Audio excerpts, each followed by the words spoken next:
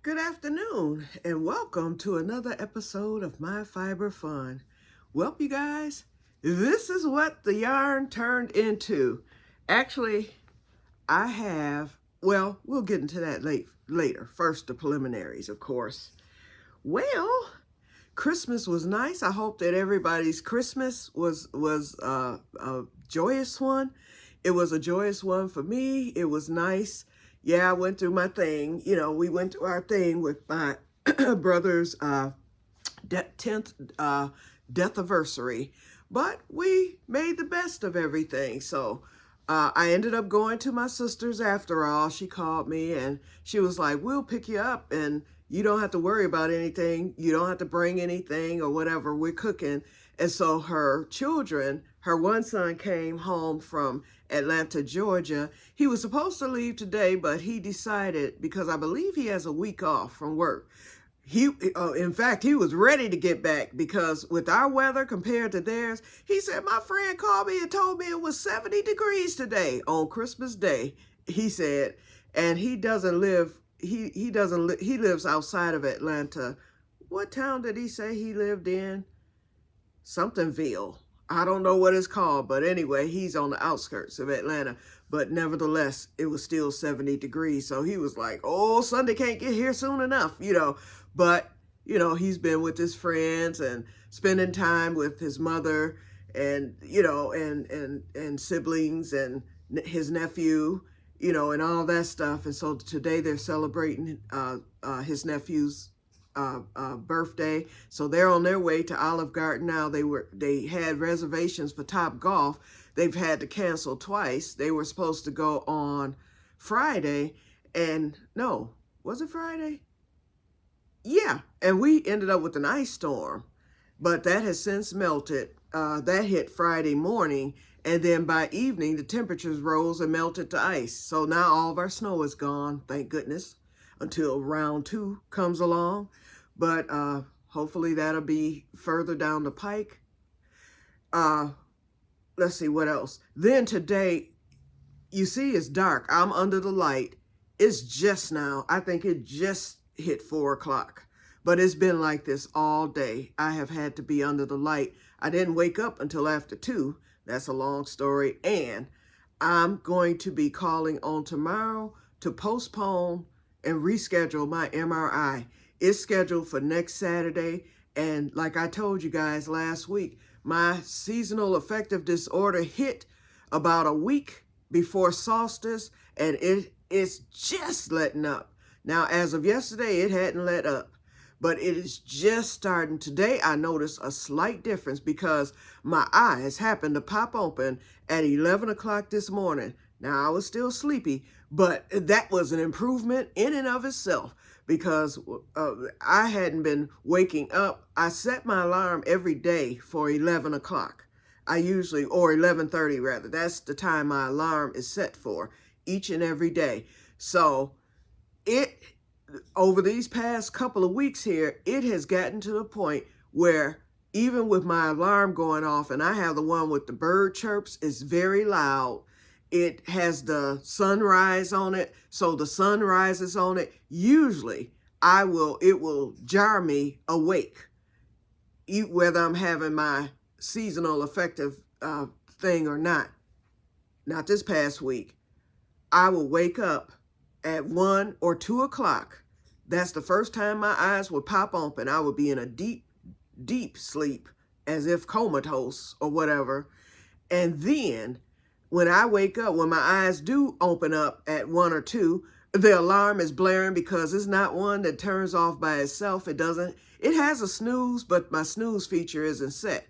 I prefer to turn it off manually.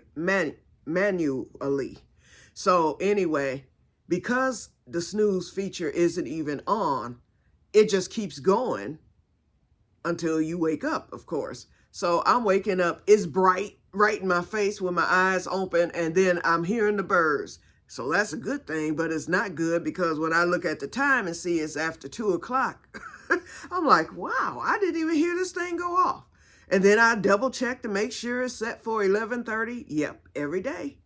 I haven't changed it. So anyway, Anyway, so that's what I've been going through. So today, I turned it off before, because if I wake up before it goes off at 11:30, I just turn it off. And then I'll reset it, when I go to bed at night. Anyway, my eyes popped open at 11 o'clock. I was like, this is an improvement. It was raining cats and dogs. It was dark, but my eyes popped open. So anyway, I was happy about that, but I was still sleepy. So I just kind of laid there. Next thing I know, my eyes were opening again, and it was about 12:15. Not bad. I'm like, okay, that's fine. So I'm thinking, okay, now I can probably get up. That didn't happen. I laid there for just a minute, because I always just lay there for a minute. And obviously I went back to sleep, and I didn't wake up until after 2 p.m. And the alarm never went off because I had already turned it off prior to that when I woke up at 11. So that's been my day. So like I said, it's just now 4 o'clock. I cooked yesterday. All I needed to make today was some cabbage. That doesn't take too long. So that's on. And my sister was supposed to come over to get their batch of Christmas crack. And it's raining so bad today. And they did go to Olive Garden because she said, I must do something for little Aiden's birthday. Well, not little. He just turned 13 on today. But she wanted to at least do something before he goes home. I think he's going home on I think he's going home tomorrow. My sister will be dropping him off. And he lives in Detroit, so he'll be going home tomorrow back to his mom and his grandmother. So anyway, so she's not coming to get the Christmas crack till tomorrow. And so I told her, okay, you can come get it tomorrow. It'll be here. And there will be some bites taken from it, of course, because I have to crack it up and put it in a bowl. So when I do that, believe me, I will be lifting some. So that's the price she has to pay for not coming today while it was whole. Okay. But anyway, so, oh, and then she's coming tomorrow for me to set up her VR set. I'll get to that. Oh, I'll be discussing that in the Metaverse group. So I'll be doing a video for that group right after I'm finished with this one.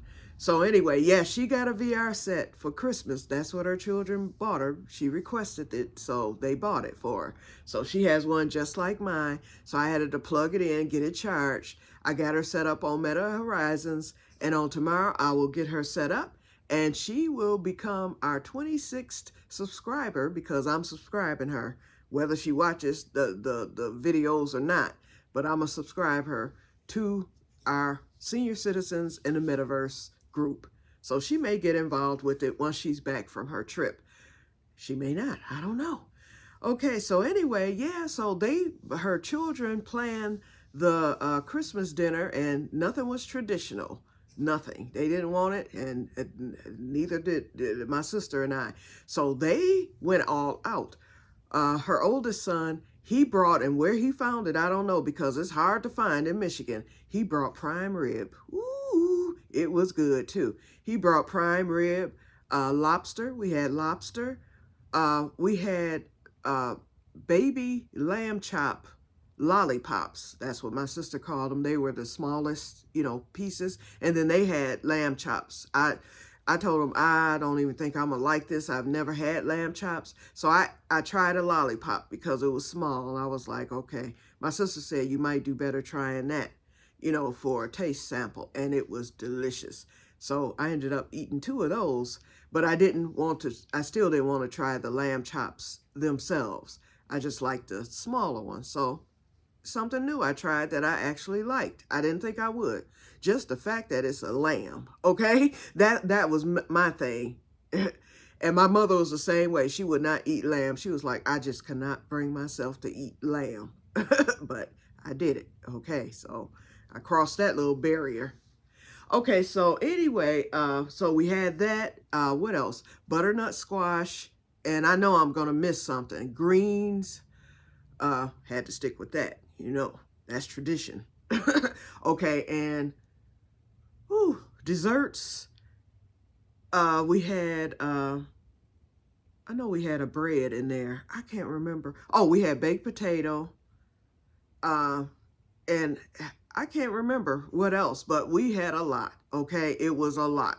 In fact, I couldn't even eat all of my dinner, and so I brought the rest home. I got me a little doggy bag, and then I ate that the next day because it was just that much. And so, but the prime rib for me was the star of the show because I hadn't had it in years. It's hard to find here in Michigan. In fact, I have some on pre-order because our farmer's market, my local one, we have a meat man there. And I asked him, I was like, because he had a sign up about the, I forget what it was, but he didn't have prime rib written on it, but he had other meats on there that I don't see too often. Unless you go, I would have to go to Detroit to get these meats, and that includes prime rib. And that's probably how my nephew found it. I didn't ask him, but I'm quite sure because he lives in the Detroit area. He's in Sterling, I want to say Sterling Heights. I think that's where he's at, which is, you know, on the outskirts, suburb. But anyway, so I asked the guy at the farmer's market back in November, I asked him, I said, do you ever sell prime rib by chance? And I'm looking at him like, he was like, I sure do. And I'm taking orders. And so I put my name on the list, and he said he will have it in April, right before Easter, because that's the time when a lot of people eat it also. And so I told my nephew, I'm on the list to get a prime rib for Easter. I said, so I want you to cook it, because what he did was, first of all, I've never cooked it. And I don't want to mess it up because y'all know that's an expensive cut. But what he did was he grilled everything. Oh, we had salmon also. So my nephew grilled the prime rib.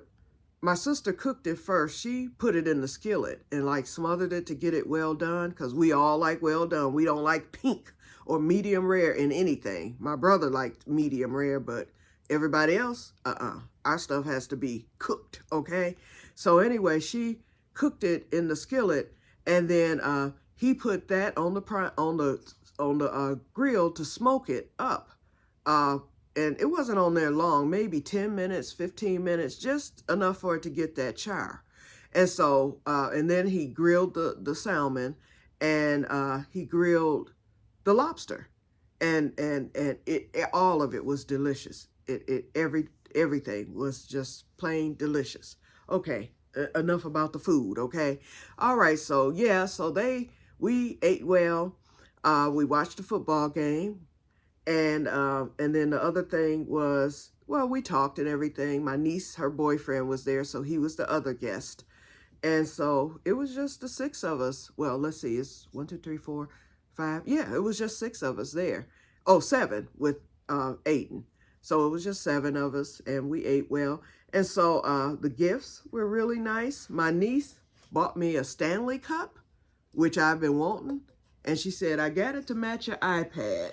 And so this is my iPad. It doesn't match quite, but it matches enough. Yep. So she got me this Stanley Cup, which I will be using momentarily. My sister, one of her gifts to me was a vlog kit. I didn't tell her, but I already have a vlog kit, but that's okay. It never hurts to have 2, because I tear up things, you know. And then she bought me this candle holder. It's not a candle holder, it's a candle warmer. And so she has one as well, and hers, she had it on that day. When I say it works, so it saves your candle. It has a light underneath. The light gets heated. It's a nice, I don't know if you can see it under there. It's a nice heated lamp under there.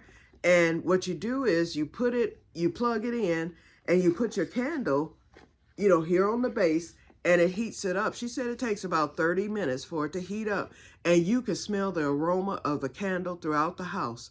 So you don't get that fire smell. You know how candles smell when you put them out, unless you bury the wick. If you bury the wick in the wax, you don't get that waxy smell. When you put it out, it comes out clean. But still, then you have to dig the wick out when you light it again. So now that problem is eliminated for me, because I will be using the candle warmer from here on in. Okay, she got me a couple of, oops, I just tipped over the candle warmer. She got me a couple of outfits, and what else? Something else she got me. I can't remember. And then my nephew gives me this bill, and I'm like, okay, thank you. I'm thinking it's like $10 or whatever. He looked at me, he's like, well, it's been a very good year for bonuses because he's an IT guy. He works from home. His job is based in North Carolina. He had to move there for a year, and then they allowed them to work from home doing the IT work. And so he came back home because he bought a condo about 5 years ago, maybe six. Let's see. I've been a homeowner for 8 years. He became a homeowner 2 years after me, so it's been 6 years. He bought a condo. It was a fixer-upper, and my late brother-in-law fixed it up. He gutted the whole thing and just laid it out. It's beautiful. And so he didn't really want to sell it. He likes his condo and everything. And plus all his friends and family are up this way. Although he liked North Carolina, he just didn't feel like uprooting to another state where he didn't have any family or anything like that. And he worked so much, he didn't have he had very few friends there, and they were just co-workers. And so he chose, when they got the opportunity to work from home, he chose to come home. So he goes to North Carolina once a month. He has to go for a week. And so he enjoys the travel doing that. And then for 3 weeks, he's home and he's working right from home. And so he loves his setup. And anyway, he said, we got a lot of bonuses this year. And so I was like, when he said that, I guess that meant, look at the bill, because I had folded it up and was about to put it into my wallet, thinking it was like $10, $20 at the most. I looked at the bill and it was $100 bill. I was like, thank you. I said, that looked like it's a good year for me too. So I ended up using that. I had put it in the bank the following day, and I was going to use it for like a rainy day or whatever. I didn't know what I was going to use it for. I ended up using most of it, or some of it rather, half of it, to buy some Kirk and Sweeney rum to make my final vanilla, because I've been wanting that 23-year rum, because my second vanilla that I made, which will be 2 years old in a couple of weeks, is brewing. And you let vanilla set, if you're making it right, for a minimum of 2 years. It's usually ready in 6 months, but the longer it sets, the better it gets. So for darker rums like that, you want to let it set at least 2 years if you can, because most people can't. And so I have, it's 1.5 quarts of my first one, and this will allow me to have the second one for a full 2 quarts. And then the other two that I have are 2 quarts of the Kirk and Sweeney 12-year rum, and that's good too. And so that will be a year old on the 3rd of January. So that's going to end that's going to complete my vanilla journey. I think I'll have my lifetime supply. But I did a week ago or 2 weeks ago, I ordered some Mexican vanilla beans, and I'm covering stuff that some of y'all hear on all the channels. I ordered some Mexican vanilla beans, and I made a Mexican vanilla that I just did a pint, because those beans are so expensive, because vanilla beans are now worth more than silver per ounce. That's how in demand they are. And they've had some droughts and different things have messed up the crops, in the areas in which vanilla grows. So the price has skyrocketed over the years, and this year is at its peak. But my favorite supplier just started a sale, Vanilla Bean Kings. And so I ordered 4 more ounces for that Kirk and Sweeney. And then I had ordered those Mexican beans before the sale started. So I paid full rate for that. And I could only afford to get so many for a single fold. So I used Bacardi Supreme rum. They said that I didn't know how the spiced rum would be with Mexican vanilla beans. And so I had 9 left over, but 4 I put in a mother jar that I started. And a mother jar is when you just mix everything together when you have leftover stuff. So I have a mother jar, a quart mother jar that I just started. And so that has to set 2 years before it's brewed. And I threw 4 of those Mexican vanilla beans in there for good measure for the mix. But then I have 5 left over, and I'm going to put that in this batch of Kirk and Sweeney, because when it's over and done with, it's going to be a double fold and then some, because I'm adding those 5 Mexican vanilla beans. So that will give me probably half an ounce more, which will make it 2 folds and a half. But anyway, so I'm just waiting on the vanilla beans to arrive because I ordered them with the sale. So those should be here this week, and then I will make up that vanilla. So if you want to see me doing it, come over to my QStadQ channel and you'll see. In fact, the one that I made the other day, I did a video tutorial on how to make vanilla by the FDA standards. So if any of you are into vanilla making or it's something that you wanted to do, number one, Vanilla Bean Kings currently has a sale going on until the 3rd of January. And number two, I did a tutorial of how to make a single fold vanilla by the FDA standards. Okay, so it tells you the ingredients, how you do it, and what you do, and all that. Okay, so let's move on because these preliminaries have already gone. Let's see, where's my Magoos? I think we're in the 20 minutes, so yep. Okay, so yep, so Christmas was merry. Okay, so now on to the crochet topic. Well, I didn't have quite enough of this yarn to make the blanket, not the size or the width that I wanted.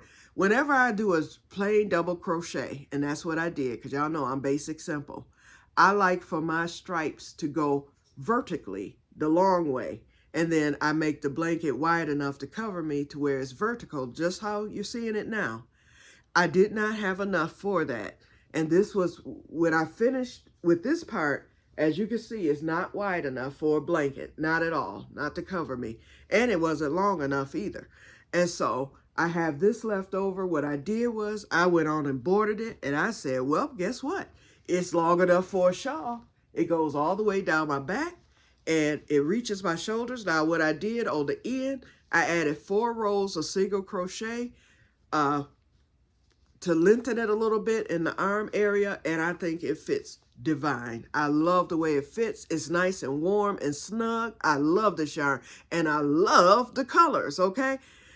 I was like, when I first saw it, I was like, wow, I've had this color before because I have a similar blanket that I had made for my mother for dialysis, and it has these same colorways, but it doesn't have the white. It's just the green and the yellow. And so I liked it on that blanket on my mother. In fact, that blanket is on my bed now. But when I looked at this, I was like, well, this is going to be a neat. I was like, I'll have another blanket in the same colorway. So now, since it's a shawl and it matches my Eclipse shirt perfectly, so that's the reason why I have the Eclipse shirt on for the second day in a row. Okay, so anyway, this is it, and I just love it. So my Little Knits order has shipped. Technically, I could start this, but the Little Knits order just arrived because it shipped from Seattle, Washington. And it just arrived in Omaha, Nebraska. Then it has to get to Indiana. And for some reason, there are some problems in Indiana because I ordered a vanilla making journal. And it's stuck in Indiana. You know, my last orders were stuck in Indiana. So therefore, now we're dealing with that again. So I said, they projected this to arrive, my yarn to arrive on the 5th of January. So instead of starting this, even though it's on its way, I said, I will wait until I see that it has hit Detroit, you know, and that would be from Indiana, you know, so from Indianapolis, Indiana, it will head to Detroit from there, which is like only, what, 7-8 hours away or something like that. So once it hits Detroit, then I will start on my Agatha's Reading Shawl because I know once it hits Detroit, I will get it that following day. And I'm getting a text update, so they're letting me know exactly where it's at. So for now, so I decided to start on this yarn. And remember I said I was going to make that over the head like coverall top. This yarn, when I started working with it, is very, very thin. And I don't think that's going to work for an over the head. And then it's, you know, because it's a combination of silk. I forgot what fibers are in the Noro Hanui. But I know it's some good stuff. It has, oh, merino wool, silk. Those are your two main, and I think that's what it is. And so I said, well, this is my opportunity, and I will add the link to this pattern. It's a pattern that I saw years ago. It is, and the name of the channel is called The Pattern Family. That's the name of the channel, and it's just this one lady. But why she named it that, I don't know. Probably because her tutorials cover a lot of patterns.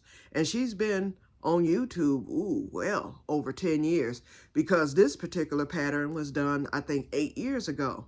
And it was for an infinity scarf. And I loved the stitch and how it looked after she completed it. And I will add the link so you can see it. The tutorial is only about 3 minutes long. She shows you the stitch, what to do, and you go from there. And then she shows the finished infinity scarf, and with it sewn and all that. And she snooted it and all that stuff.